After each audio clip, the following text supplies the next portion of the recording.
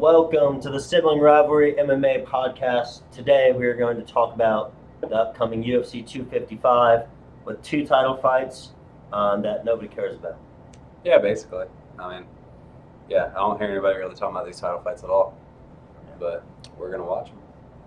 So neither of these should really be good fights in my opinion. Both flyweight titles are up for grabs. First one, the male's flyweight title with Davison Figueiredo versus Alex Perez. I don't know a ton about Alex Perez. I do remember seeing him fight.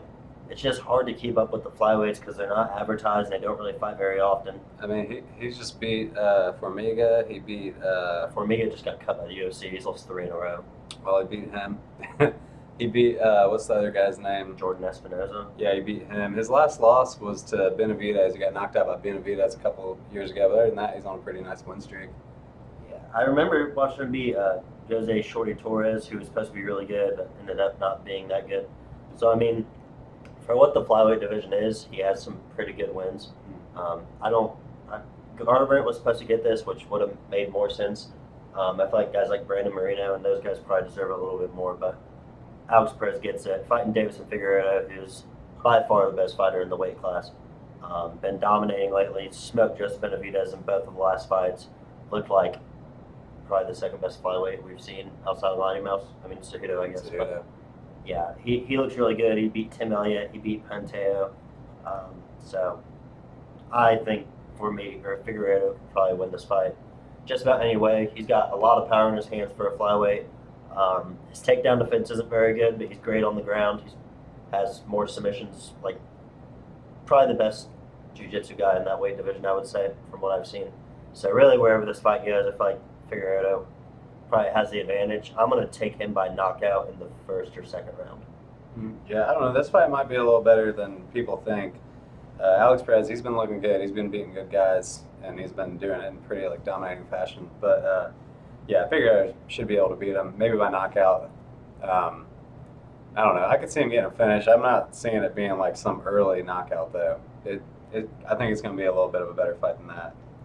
But yeah, still going Figueiredo there. Figueiredo's a minus 325 in that fight, so pretty big favorite. Next fight, women's flyweight title, Valentina Shevchenko versus Jennifer Maia. This may be the biggest odds I've seen in a title fight for sure. Definitely biggest odds in a title fight ever, I would say. Maybe in a fight, I would assume probably in a fight.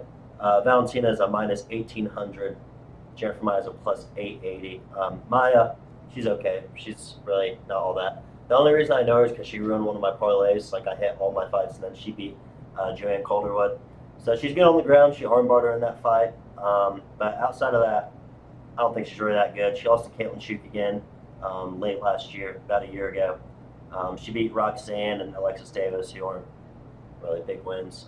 Valentina, if you're watching this, you probably know who Valentina Shevchenko is. She's probably the second best women's fighter of all time. Second best women's fighter in the world right now, behind Amanda Nunes, who they had a very close fight. You know, they have Weili Zhang ranked ahead of her right now in the women's pound-for-pound rankings. Yeah, it's a joke. Isn't that insane? I mean, not a chance. She had a very close fight with Joanna, and Valentina beat the fuck out of Joanna. Yeah, I can't believe that actually is in the rankings. But yeah, this should be an easy win for Shevchenko, in my opinion. I think most people's. She's better than everybody. I would like to see Andrade fight the winner of this. She went up to 125 and looked really good there. So I wouldn't be surprised if they gave her the next title fight unless Shevchenko decides to do something else.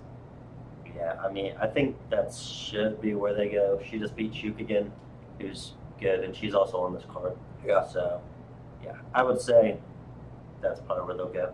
Next fight probably will be fight of the night, I would think. Mike Perry versus Tim Means. Mike Perry's a minus 154 favorite in that, so pretty close fight. What is his favorite? Minus 154 for Mike Perry. I hate Mike Perry. So, yeah, in my opinion, this is the best fight on the card. Both these guys are exciting to watch. Throw a lot of volume, a lot of heavy strikes. Tim Means is an all-around really good fighter. He's good on the ground. Mike Perry's proven that he actually is pretty good on the ground. He's not great, but he's fine. I would expect this to be a stand-up fight, though, for the most part. I could see Means trying to get it there, but Mike Perry's takedown defense is pretty good.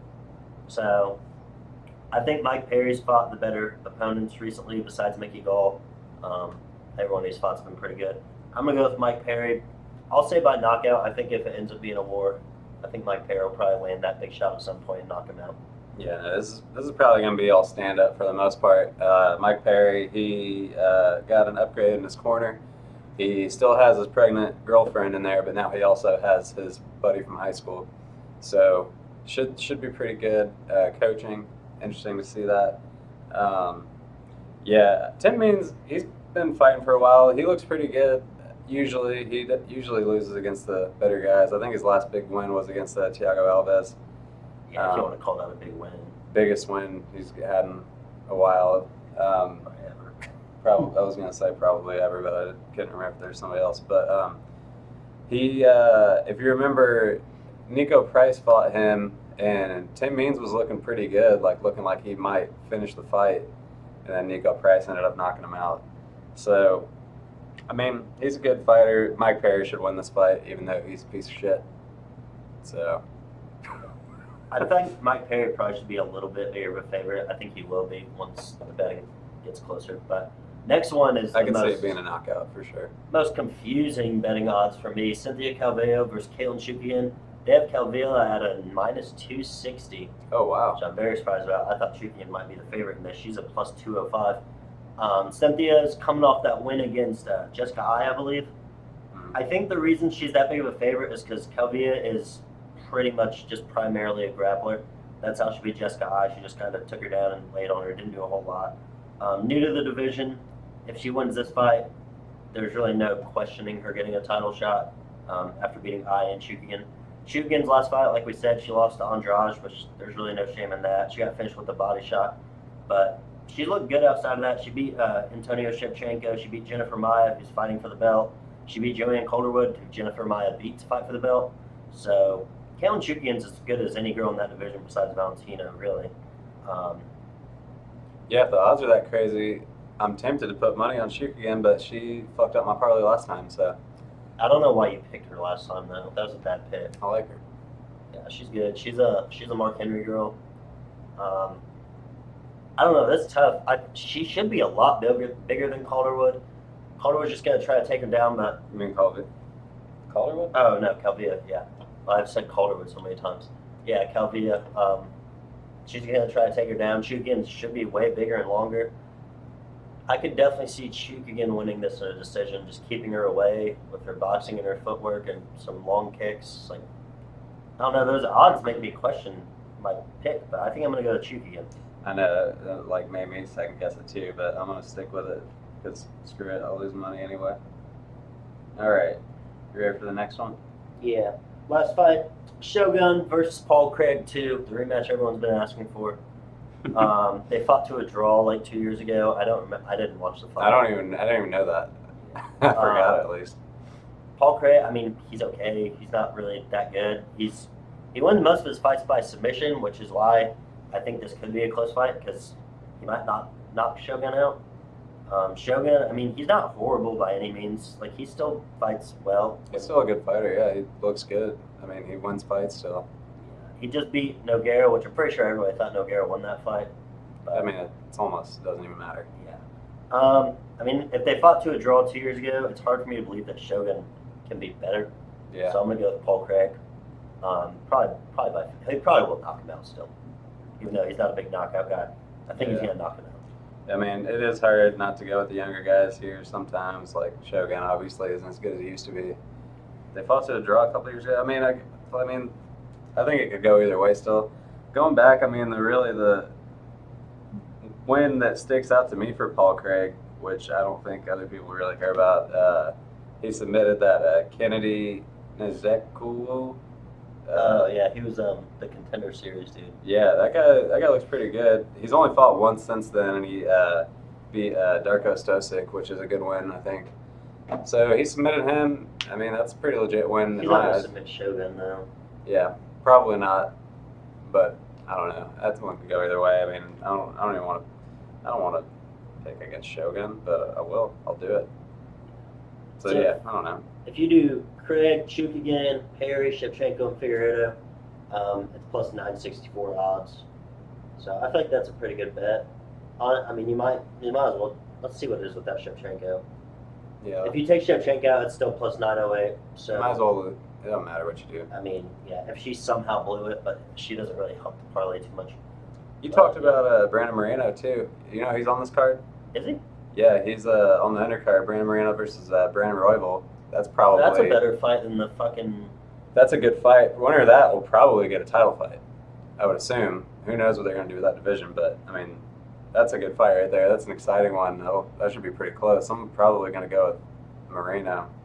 Yeah. But that's a good one to watch. Marino, he's looked good. He beat Kai Kara France last, and then, oh no, that wasn't last. His last one was against Formiga. Then he beat Kai Kara France. And then he had a draw against Oskar Oskarov, which I remember that fight was really fun to watch. And then in 2018, he lost to Alexandra Panteo, which I think was like damn near title. No, it wasn't a title eliminator. Maybe him and Sergio Pettis was. But And then Brandon Raw Dog Royval coming off of 2 submission wins against Kai Kara France and Tim Elliott. So, yeah, that's an exciting fight. Casey Kenny beat that guy before the UFC. And then Probably. Shevchenko's sister's on this card, so first time that's ever happening. Nicholas Dalby's also on the card. Ellen Jobin's on the card. So there's some. It's a decent There's undercard. some okay guys. Yeah, not for a pay per view though. This is a pay per view. Yeah. I mean, 2 title fights, they can get away with it. So, Yeah. Yeah. I mean, it's not gonna get any buys. Like, no, nobody's gonna buy this. This, I would say, this has the chance to be the lowest selling pay per view. with title fights on it. No, probably without. This will probably be the lowest selling pay per view at least in the last 10 years, maybe ever. Figueiredo and Shevchenko probably don't sell more than Amanda Nunes. Shevchenko's would be better if she was fighting somebody that people thought she had a chance against her. Like, Only Amanda Nunes. they need to let them fight again. I would watch a pay per view with Nunes and Shevchenko headlining. Yeah. That's one of the few. Like, even if Shevchenko fought Weili Zhang, I wouldn't even be excited for that. Shevchenko I'd be would excited for that fucking one. kill her. It'd be a cool one to watch, but because I don't know, Weili Zhang, she's kind of big. It'd be a good fight, but yeah, I really want to see her fight Nunes again. That's the only fight I want in the women's division. I'm tired of watching. Like, Nunes is about to fight Megan Anderson. That's a fight people No, they're want not to see even gonna fucking 5 years ago. They're not fighting now. Nunes pulled out. Well, that's who she's gonna fight next day. Yeah. Again, I don't want to watch that. Shevchenko versus Jennifer Maia, and she's gonna fight. Like, I mean, Andrade is a better fight, but it's still not a good fight. Yeah. Than Calvillo or Chukian. No. Yeah, it's hard sometimes to get excited about the girl fights, but it's gonna get better, and then we'll get excited. I don't know if it will, because I feel like there's just always going to be a girl that's way better than everybody. Eventually, it might be like 20 years from now, but it'll be cool. I can't wait. But we haven't been on here in a while. Lots happened, kind of, since we last did a podcast. McGregor's supposed to fight Poirier. What else has happened? Some other shit. You said a lot. I know, but I had more stuff. But I've been drinking. Forgot. Izzy and Blachowicz. Yeah. Yeah, which nobody cares about that at all. Like, nobody batted an eye when they were like, "Hey, we got a champ fight coming up." Nobody cared. Yeah, it's a good fight. That's a close fight, I think. John Jones and Daniel Cormier hate each other again.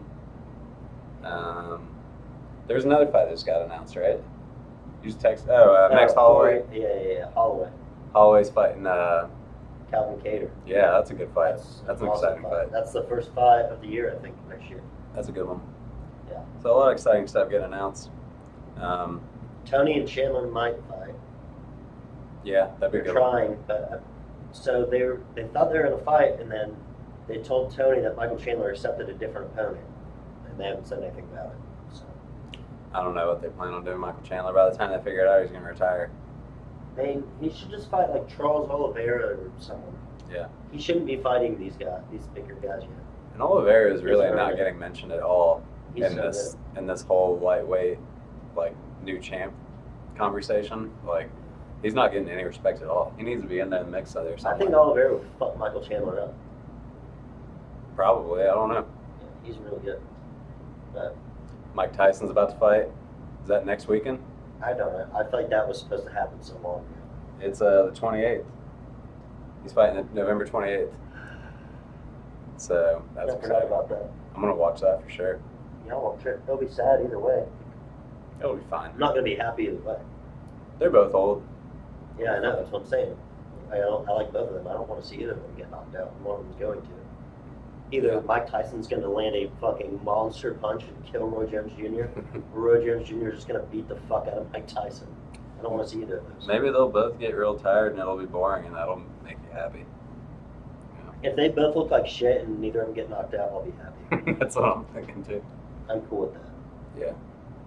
Well, there you have it. We're back. Next time will be more exciting. Maybe. What's the next fight? Is there a good fight coming up? Dude, I don't think there's any good fights coming up. It's like hard to do these. Curtis sometimes. Blades versus Derek Lewis is next. I mean, that's a good fight, but Wait, what just happened? card's garbage. Then Jack Hermanson and Kevin Holland. Yeah. Co-main event by Besh Kohara. I thought she got released by the UFC. UFC 256. I don't even think this has anybody on it yet. As of now, 256 is headlined by Sergey Spivak and Jared Vendera. So they don't have anything. All right, maybe one day we'll talk about something cool. And that's December 12th. So that I'm sure that'll be a good card. I'm sure they'll have good people on it. But I don't know. I just hope they let fans in again sometime and we can go watch a fight again. that's not happening. Hopefully by next summer when they have it in Chicago Chicago. again. But yeah, they're not having fans anytime soon. Shit's about to shut down again. Yeah. Well, I'm going to beat you in both fantasy leagues this weekend. And everybody else? I have a game plan for one league that there's no way you're gonna I mean, what? well, you have every Panthers player, so I'll just play fucking Teddy Bridgewater. So if he does throw touchdowns, I'll get points every time. Well, I'm not playing all of them. Yeah, well, Teddy Bridgewater might not even play. Perfect. All right. Not for you, because nobody's gonna throw him the ball. Hey, Mike Davis, hand it off. That's a different league. Oh, you haven't been up there. Both. He's hurt too. He's fine. It's just a little thumb. It's kind of a big deal. You're running back into a receiver. He's got another one. All right. You done? Anything else we need to talk about? Uh, All right. Hopefully shit gets more cool.